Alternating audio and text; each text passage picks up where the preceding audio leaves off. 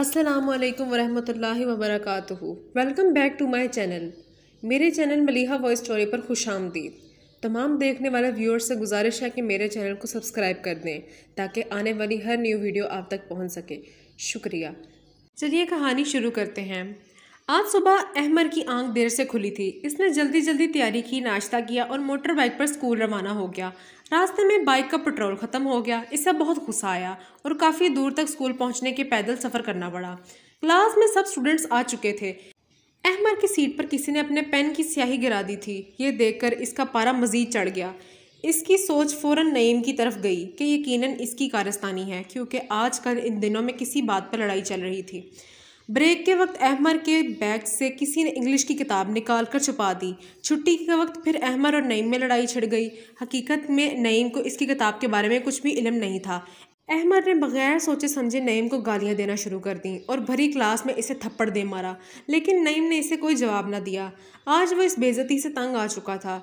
दिल में इसने अहमर के साथ कभी ना बात करने की ठान ली थी। इनकी दोस्ती बहुत गहरी थी।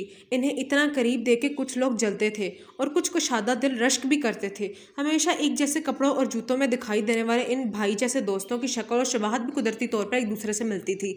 इनकी एक ही क्लास में पढ़ने वाले यकजान दूसरे स्टूडेंट्स को बबोल के कांटे की ज़्यादा चुभती थी। इनकी दोस्ती लोगों को सख्त तकलीफ़ देती थी।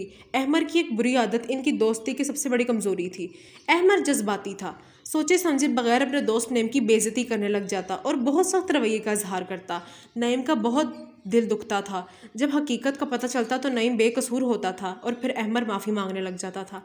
शुरू में नईम ये सब बर्दाश्त करता रहा, लेकिन अब ये अहमर का रोज़ का मामूल बन चुका था। नईम अपने दोस्त को हमेशा समझाता था कि इतने जज्बाती ना हुआ करो, ख़ुद को नरम मजाज बनाओ और बर्दाश्त करने की सलाहियत पैदा करो। वक्ती तौर पर अहमर इस बात में सर हिला देता, लेकिन फिर वही महमूल।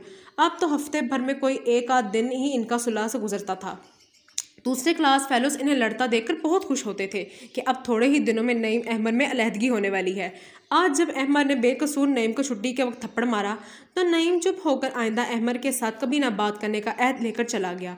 कुछ ही दिनों बाद मैट्रिक के इम्तहान शुरू हो गए और तमाम क्लास फेलोज ने मुख्तलिफ कॉलेजों और शहरों का रुख कर लिया। अहमर और नईम ने एक दूसरे की तरफ मुड़कर भी ना देखा, क्योंकि वो दोनों एक दूसरे को कसूरवार समझते थे। नईम के अब्बू एक सरकारी मुलाजिम थे। नईम कुछ दिन इस शहर के कॉलेज में पढ़ता और लेकिन इसके अब्बू का तबादला लाहौर से कराची हो गया था। पूरी फैमिली कराची शिफ्ट हो गई। नईम ने भी वहीं जाकर तालीम जारी रखी। नईम और अहमर को जुदा हुए आज 5 साल का अरसा बीत चुका था। अहमर की तरह यकीनन नईम भी यूनिवर्सिटी में होगा। लेक्चर के दौरान सर कमाल साहब ने स्टूडेंट्स को समझाते हुए बताया, हमारे नबी पाक सल्लल्लाहु अलैहि वसल्लम अखलाक आला का एक बेहतरीन नमूना थे। आप सल्लल्लाहु अलैहि वसल्लम ने फरमाया, तुम में से बेहतर वो शख्स है जिसका अखलाक सबसे ज़्यादा अहसन हो। हसन अखलाक से पत्थर नरम दिल भी पिघल जाता है।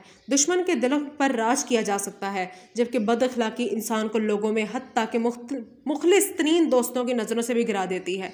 इसलिए हमेशा अक्ल से काम लो, गाली गलौज से परहेज़ करो, कभी किसी का दिल ना दिखाओ। सर कमाल का लेक्चर सुनते हुए अहमर अपने माजी में खो गया। इसे एहसास होने लगा था कि इसने मुखलिस दोस्त नईम के साथ हमेशा बद अखलाकी का मुजाहरा किया था, इसे गालियाँ दी थी, जबकि इतनी बड़ी बात भी नहीं थी कि इसके साथ ये सलूक किया जाता। इसके जिस्म में बेचैनी की बिजली तरह दौड़ने लगी। वो जल्द अज जल्द नईम को मिलकर अपनी गलतियों का एतराफ़ करके इससे माफ़ी मांगना चाहता था। वो नईम के घर गया, दरवाज़ा खटखटाया। एक सफ़ेद पोश अधेड़ उम्र का आदमी अंदर से नमूदार हुआ और आने की वजह पूछी। ये नईम का घर नहीं है, वो घर हमें 5 साल पहले बेचकर कराची चले गए थे। अहमर के सवाल पर इस आदमी ने साफ लहजे में जवाब दिया, इनका फ़ोन नंबर या घर का पता कुछ मिल सकता है, आपके पास होगा? अहमर ने मतवक्को नज़रों से तकते हुए पूछा। जी हाँ, ये फ़ोन नंबर है। बहुत पहले मुझे इन्होंने घर के कुछ कागजात डाक में भेजे थे जिस पर यह वापसी का पता दर्ज था। सफ़ेद पोश शख्स ने एक पर्ची पर दर्ज एड्रेस थमाते हुए कहा। इन्हें इस्लाम किया अहमर ने और एड्रेस लेकर घर से चला गया। इस पर दर्ज नंबर डायल किया, लेकिन ये बस दस्तूर बंद था। एक दिन फिर दूसरे दिन फिर जब ये नंबर ना मिला तो अहमर ने कराची नईम के घर जाने का फ़ैसला किया। इसने घर से इजाज़त ली, कपड़ों का एक जोड़ा साथ लिया, कराची रवाना हो गया। एक लंबे सफ़र के बाद बिला आखिर वो कराची पहुंच गया। वहां पहुंचकर इसे बहुत थकन और भूख महसूस हो रही थी। वो एक होटल में खाना खाने के लिए गया। खाने के इंतज़ार में बैठा टीवी पर ब्रेकिंग न्यूज़ देखने लगा। कराची के इलाका ढेरी में दहशत गर्दों ने हलचल मचा रखी थी। सरेआम भरे बाज़ारों में अंधाधुंध फायरिंग, 10 जाँ बहक और अफराद ज़ख्मी, दर्जनों अफराद ज़ख्मी। अहमर ये सब सुनकर चौंक गया। इसके पांव तले ज़मीन निकल गई, क्योंकि ये वही जगह थी जहाँ से इसका दोस्त नईम रहता था। इसने खाना अपने साथ पार्सल करवाया और जल्दी से जगह जाने का रवाना हो गया। लेकिन आगे ट्रैफिक जाम थी। इसने कुछ देर इंतज़ार किया। बेचैनी अंदर ही अंदर इसे काट रही थी। गाड़ी ना चली तो वह पैदल सफ़र करने लगा। वो तेज़ तेज़ कदमों से चलता, पूछते एड्रेस पूछते पूछते अपने दोस्त के घर आखिर पहुँच ही गया। लेकिन ये देखकर इसका दिल में तरह तरह के वसवसे पैदा होने लगे, क्योंकि इसका घर दरवाज़ा बाहर से लॉक था। इतने में ही करीबी घर से एक आदमी निकला। वो बोला, जी आपको यहाँ किसी से काम है? तो नईम बोला, जी क्या यहाँ पर नईम का घर है? मैं उसे मिल सकता हूँ?